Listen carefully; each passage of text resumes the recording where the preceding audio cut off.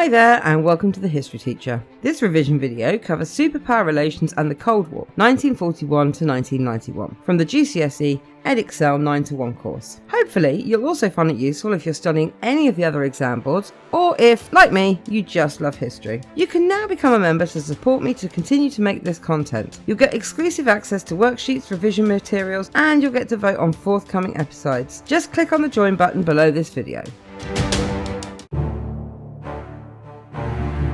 Hi there guys, last time we looked at the arms race and the impact of the new leaders in the USSR and the USA, but this time we're going to be looking at the first major challenge to the USSR's control of the Eastern European countries and the Soviet response to it. In 1956, the people of Hungary began to protest against the food and fuel shortages caused by poor harvests and inflation. The people were particularly angry about their lack of political freedom under the Soviet-controlled government, led by Mateusz Rákosi. Many Hungarians believed that the death of Stalin in 1953 would bring about the end of Soviet control in Hungary. All of this led to riots in the capital city Budapest, in which the statues of Stalin were torn down. Police clashed with the citizens and the Soviet army were called in to restore order. Khrushchev was concerned about the violence, and so, to calm things down, he removed Rákosi and replaced him with the liberal Imre Nagy. Nagy had been a member of the Communist Party since World War I. However, his support for the farmer over the state had led to his expulsion from the party in 1949.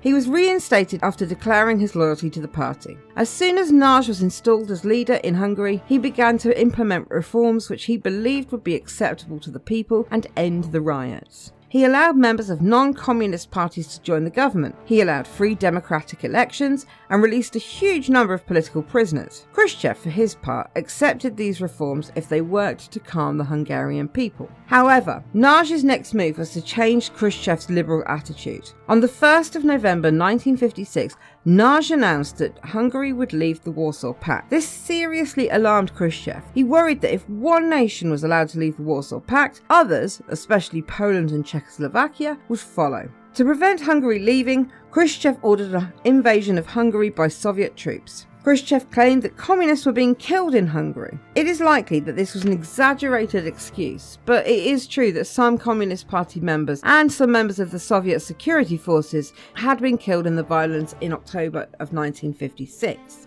It is clear that Khrushchev took the threat to the Warsaw Pact seriously. On the 4th of November 1956, 1,000 tanks and 200,000 Soviet troops invaded the Hungarian capital, Budapest. Many Hungarian people fought back, leading to the deaths of 20,000 Hungarian civilians. This is what became known as the Hungarian Uprising, or more recently, the Hungarian Revolution. Hungarians begged the West for help, but none ever appeared. Nagy was overthrown and replaced by János Kádár. Kádár promised Nagy and his supporters safe passage out of Hungary, but when they attempted to flee, Nagy was arrested. By July 1958, Nagy had been executed. Khrushchev hoped that Nagy's death would send a clear message to the leaders of the other Warsaw Pact countries and act as a deterrent to any considering attempting to leave. The leaders of the uprising had asked the West for support. After the Truman Doctrine and the Marshall Plan, they had expected support from the USA if they rose up against Soviet control. This was further supported by broadcasts from Radio Free Europe, a radio station paid for by the USA, which broadcast